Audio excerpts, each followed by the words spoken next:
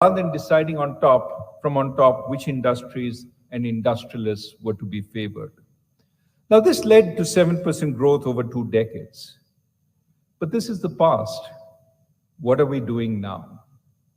So I think it's important to understand what the current government is trying to do, at least as far as its vision on growth goes.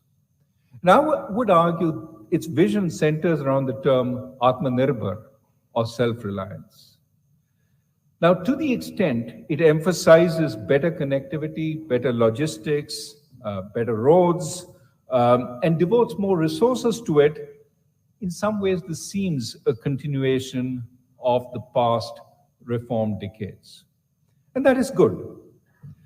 But in many ways, when you look at what Atmanirbhar is trying to achieve, it takes us back to an earlier and failed past, where we focused on physical capital, not human capital, on protection and subsidies, not on liberalization, on choosing favorites to win, not letting the most capable succeed.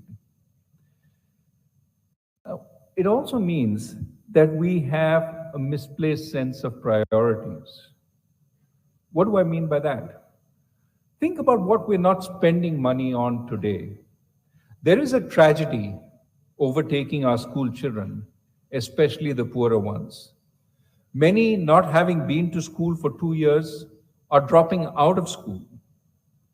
Their human capital, which is their and our most important asset in coming years, is something that we're neglecting.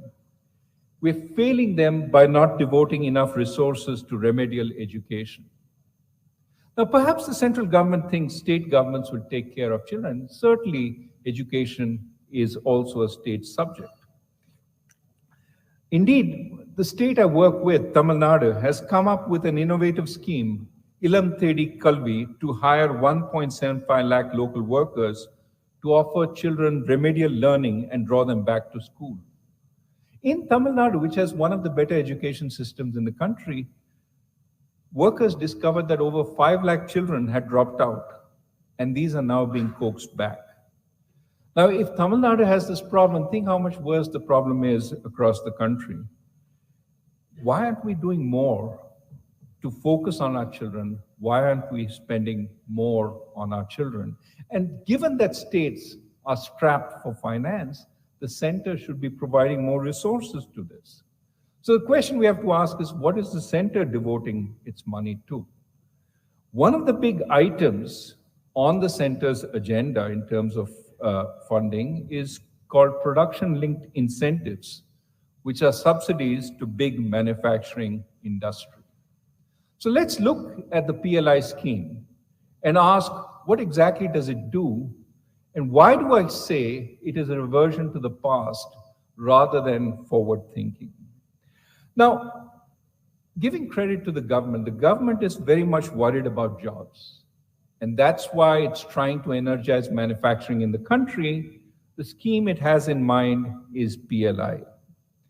Now, clearly, if you think about what PLI does, is it basically argues our industry is uncompetitive.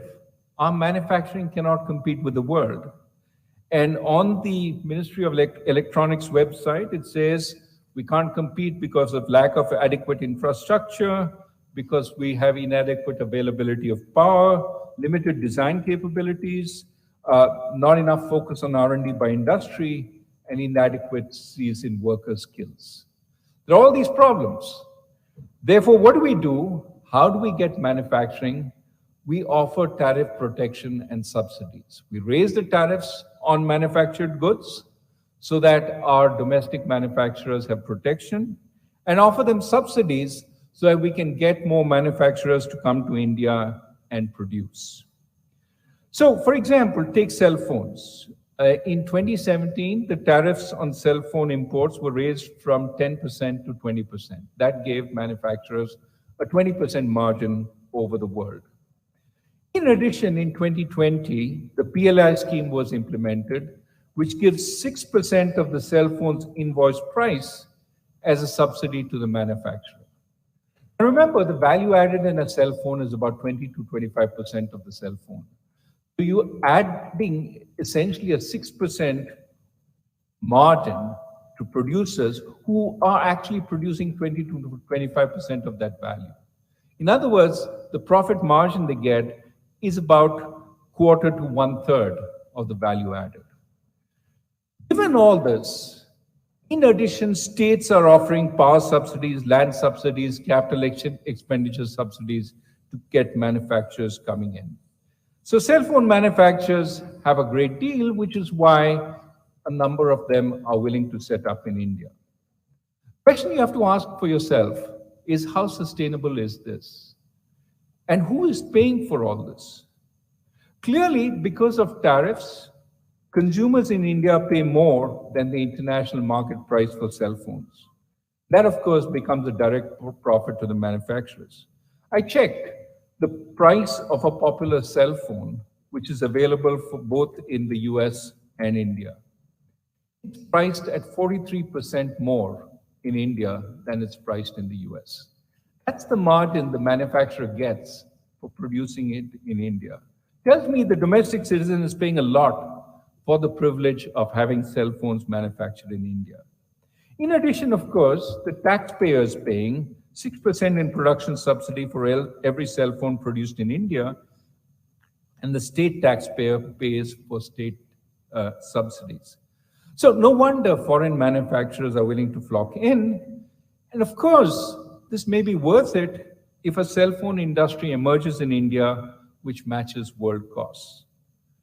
The key issue then for whether the PLI scheme succeeds or not is whether manufacturers become more efficient over time so India can remove the protection and subsidies.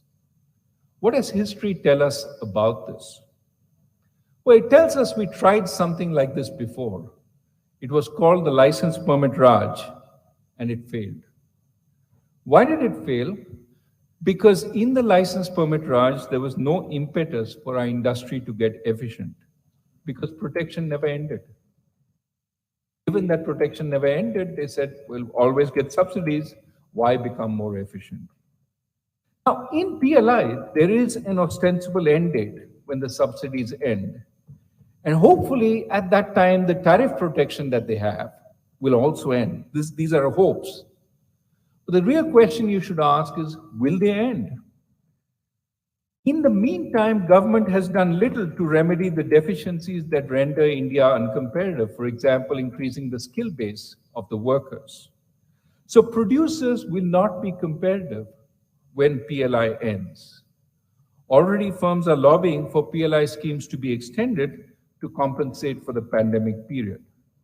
And remember, in a few years, there'll be a lot of Indian workers at risk when the subsidy scheme ends, so the political temptation to end them will be considerable.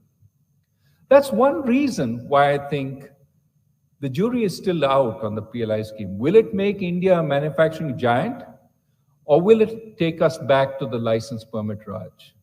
It's quite possible it's the latter.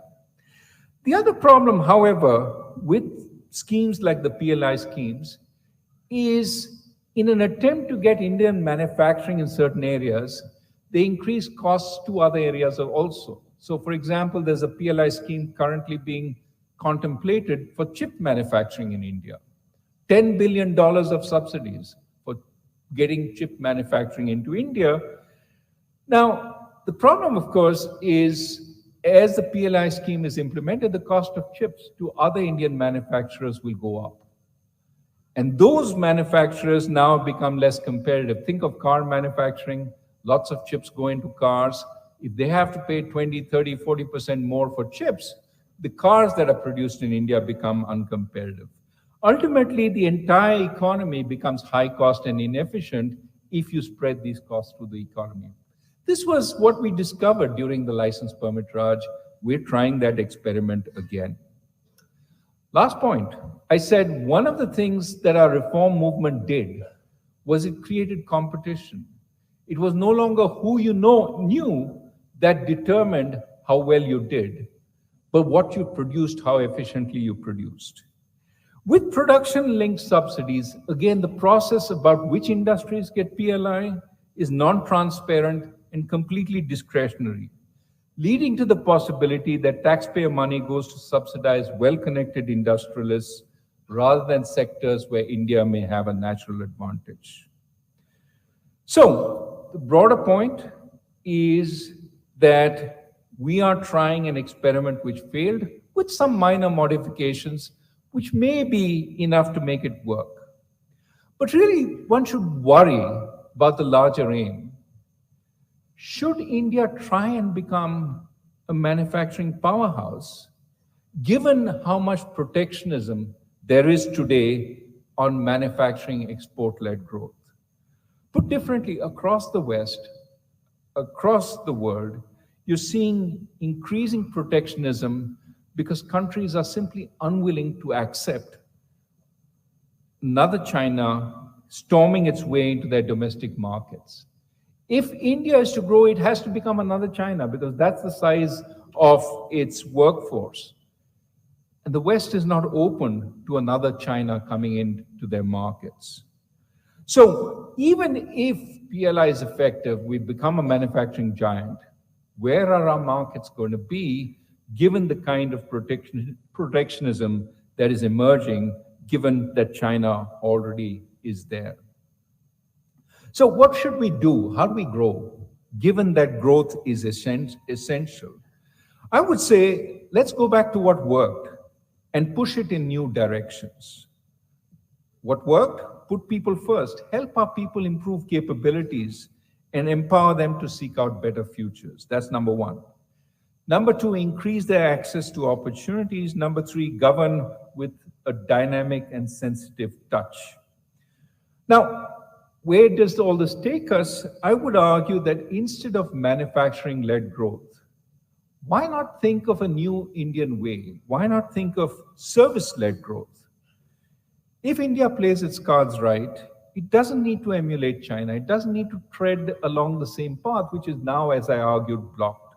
It can leapfrog much of the manufacturing stage and go directly to services. Now, let me explain in a little more detail. First, what do I mean by putting people first? When I say putting people first, India has to draw from every person that it has. And in order to draw from every person that it has to give everyone a fair chance, starting from our biggest minority, that is women, and going on to religious minorities like Muslims and disadvantaged castes and tribes. For we know that a discriminatory society is not just immoral, it's weak, as I said earlier. But history also tells us that no minority treated as second-class citizens will stay docile in the face of oppressive behavior by the majority.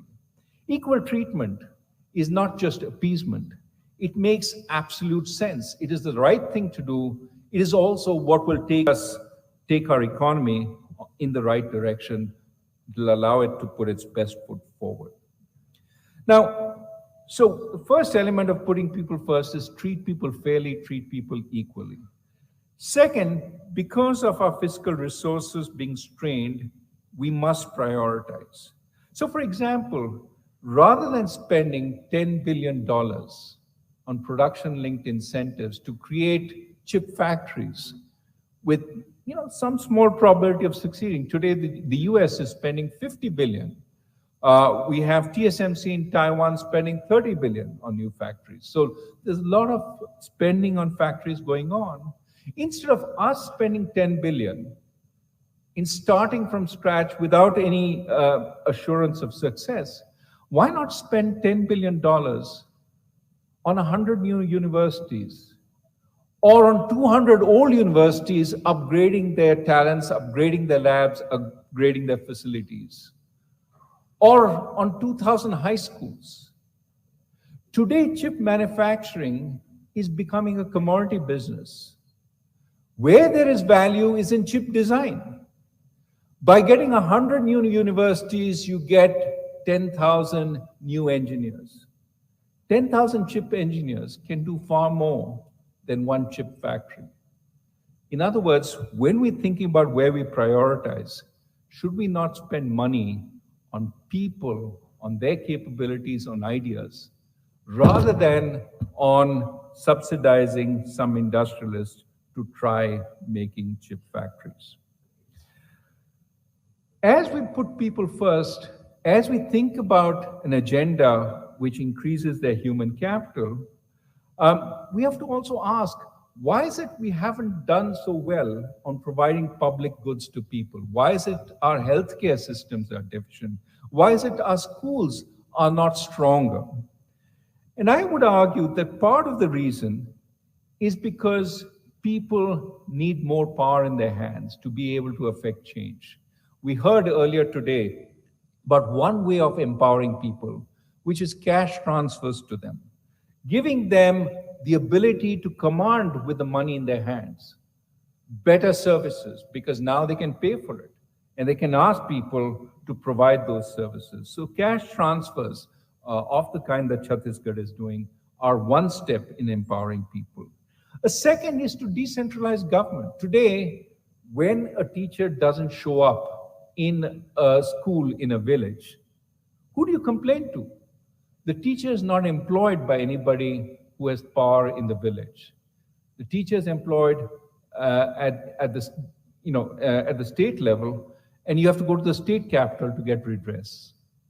If instead there was decentralization, if each panchayat, each municipality had more power over the workers in that panchayat or municipality, would there not be more local control and local responsibility from those functionaries? In other words, can we decentralize funds, functions, and functionaries to the local area?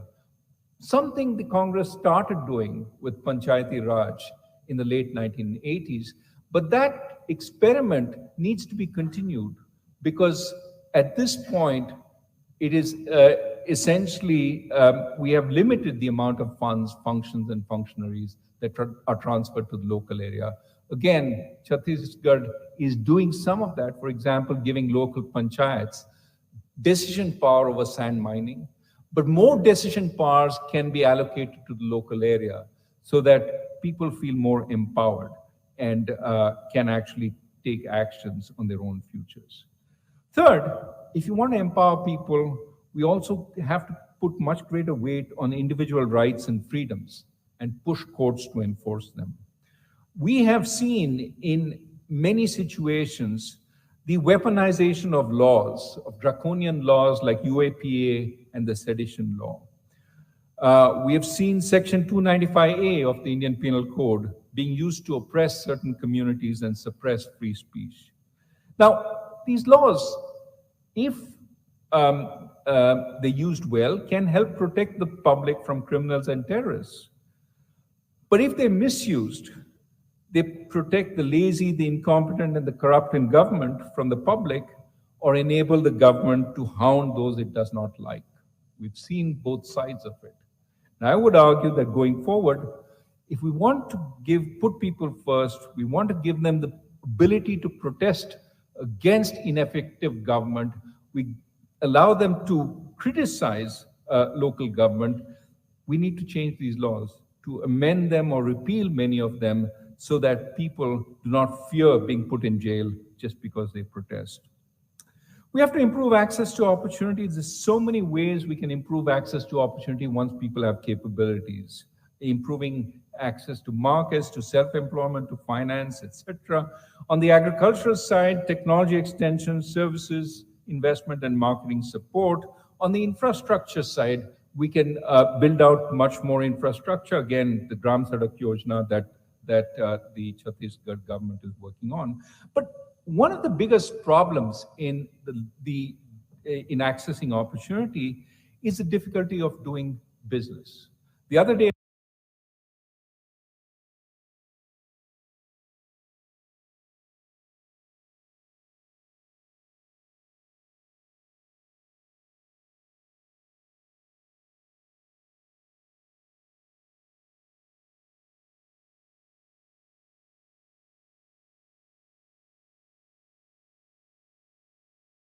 I was visiting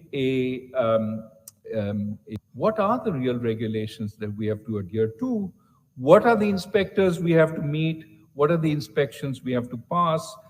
And, in much of this, as you know, there's also a certain amount of corruption. All these are things we need to work on in order to enable our people to create jobs for themselves, to create the kind of entrepreneurship that is very important going forward. So that's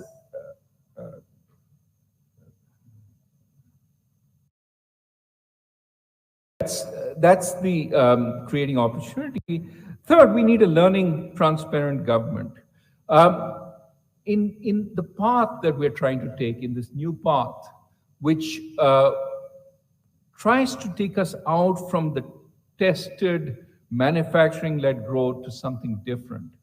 We need a government which is willing to experiment, which is willing to try things at a small scale, then roll it out more widely, which is willing to allow data to be gathered both on its successes and failures, which is willing to listen when it goes off track.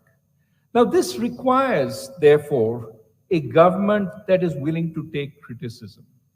It requires a government that doesn't govern only from the center, from a small coterie which doesn't listen very widely. Instead, decisions should be advised more widely by experts, by discussion in parliament, by debate more broadly. Otherwise, we get very narrow decisions which don't have broad public support. Government should also not suppress unfavorable data. Today, we have no idea what unemployment in India is, because we have absolutely no surveys which collect data on unemployment. We have no idea what the death from COVID was. The number that is officially out there is about 500,000. The number that studies estimate is between 3 and 5 million. It's a big difference between the two. And knowing where the deaths are, how they're occurring, allows government to be responsive. If you suppress the deaths, you have no idea where to act, how to act. The broader point I'm trying to make is data, free speech, criticism, debate, all these are not inessential to government. They're essential to good government because they allow us to find out what's going wrong, allow us to change. Liberal democracy offers governments the best environment to learn and be more effective. This is something that all complex countries have discovered and are taking action on, strengthening their democracy rather than weakening it. And that's the direction we should go. Now, let me end in the last three to 5 minutes. If we do all this, if we put people first, we create opportunities for them, we strengthen government by making it more sensitive and willing to adapt to the realities on the ground, where should we go? How should we create these jobs? Now, we should certainly continue what we're doing. We're building our infrastructure. We're trying to expand manufacturing. We shouldn't do it through subsidies, but following the old path of creating more competition, opening up the economy, trying to encourage more growth in that way. But I also think that we have a new potential path, which is focusing on service-led growth. Let me explain why the environment has changed to favor service exports. By the way, today, India exports 400 million in goods. We export 250 million in services. We have a deficit on goods exports. We have a huge surplus on service exports. We have a comparative advantage in services. So the real question is, if we're trying to put the emphasis, where should we put the emphasis? On manufacturing goods or on services? And I would argue we can do it in services. Let me explain why the environment has changed. During the pandemic, it became easy to provide high value-added services at a distance. If a consultant can work from home in Chicago to service clients in Austin, can't she work from Hyderabad to service those clients in Austin? The market for services like consulting, legal and financial advisory, education, and telemedicine are ripe for globalization. And unlike goods, services delivered online cannot be stopped at a physical border. Furthermore, When we talk about protectionism, the biggest suppliers of services in the world are the United States and Europe. And therefore, it is not in their interest to be overly protectionist, to erect barriers to services. In fact, it is in their interest to be more open. Second, India has a key asset in providing services, its liberal democracy. Think, for example, when you provide medical services, one of the biggest elements in medical services is data and data privacy. The patient on the other side doesn't want her data to be just spread around without any notion of privacy. She also doesn't want your government to be looking at her data. Her government doesn't want you to be looking at her data. So if you want to provide medical services across border, one of the things you have to assure the other side is you will have strict controls on the data. You will protect that data. The data will stay within the provider, and it will even be protected from your own government. What countries can give better assurance of this kind of data protection? Typically, transparent, tolerant democracies which are governed by the rule of law. So if, for example, we can convince other countries that our own government cannot see our data without going through the courts, our own firms can be sued in a court if they spread the data around, we have a much better chance of getting into data-intensive services, something that a country like China cannot get into because there are no checks and balances on the Chinese government. The US today will not allow China to provide financial services in the US. In fact, a number of Congress people in the US are saying we should put restrictions on TikTok because it gathers up so much data. When data is the new oil, think about countries that have much greater ability to commit that the data will stay private. Those countries will have an advantage in providing services. Add to that the fact that India is already known for providing services across the world. Our software engineers have done wonders for us here.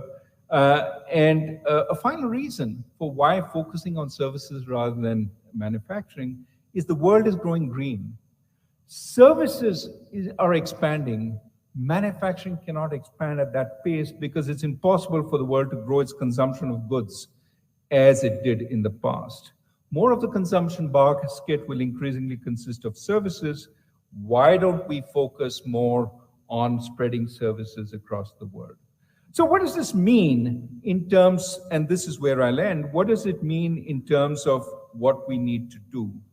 Well, certainly we need to improve the capabilities of our people, but we also need to, for example, when we're talking about telemedicine, we need Indian degrees to be recognized across the world. We need, therefore, the process by which Indian doctors get qualified in the US to be made easier, that Indian doctors shouldn't have to travel there, that exams be offered across the world so that Indian doctors can qualify. Similarly, in terms of insurance, one of the biggest things in medicine is that national insurance typically pays for medical services. We need the national health system of the United Kingdom to pay for Indian doctors. We need Medicare, Medicaid to pay for Indian doctors. For that, our government has to take it up with those countries and say, we want to do this. And it'll be good for you because we will be providing medical services, taking some of the burden off your overclogged medical services in the National Health Scheme. In the UK, it takes 6 months to get an appointment for this and that. If we could take some of the pressure off that by providing medical services from India, that would be good, but for that we need to negotiate with them. The broader point is, instead of just focusing on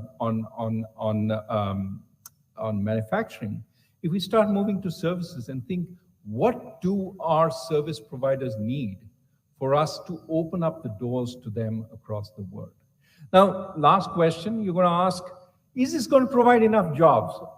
Yes, it can provide jobs to doctors. Yes, it can provide jobs to our well-educated young people who become consultants or lawyers. What about Aam Janta? Is it going to provide jobs for them? Well, first, Typically, any high-level job in India creates 5 or 6 more jobs. 5 or 6 more jobs around because there are people who help that doctor, nurses, assistants, clerks, cooks. There's lots of jobs of that kind created. So that's one. Second, those jobs themselves, as they provide incomes, allow those households to educate their children. And the leap forward for that next generation of children is tremendous. At the RBI, for example, I used to see our class 4 employees, typically the peons, when they used to come to our house, they used to bring their children with them. The children were often bank managers working for Infosys.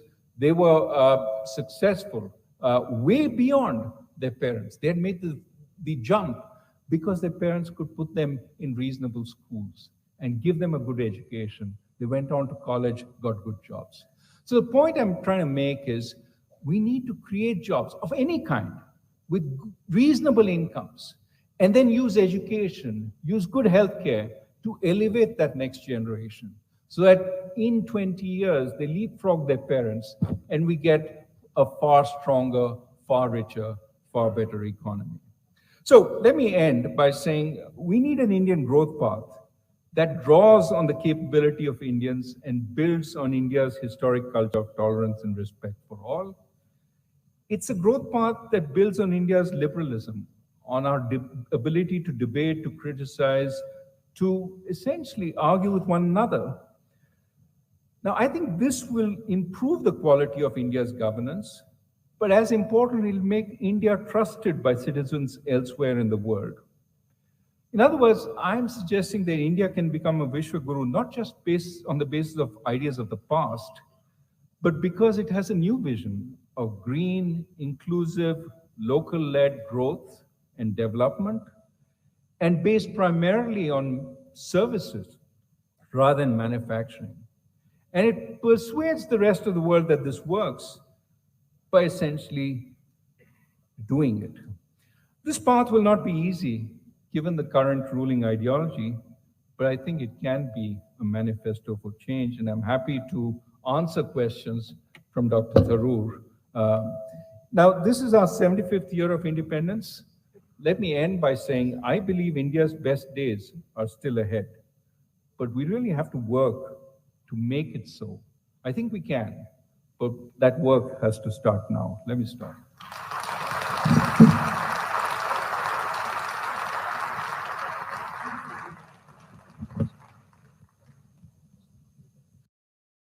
Thank you very much, Raghu. That was an amazing tour de force, covering a vast, vast area, far bigger, in fact, than just the topic that was officially announced.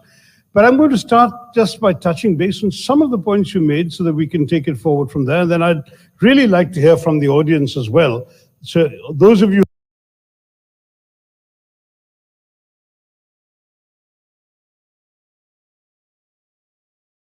Gujarat તમારું હતું, તમારું છે અને હંમેશા તમારું છે. આપણા બધાનું છે, પણ તમારું તો પસંદ તો કઈ ખવડાવવું નહીં પડતું હોય.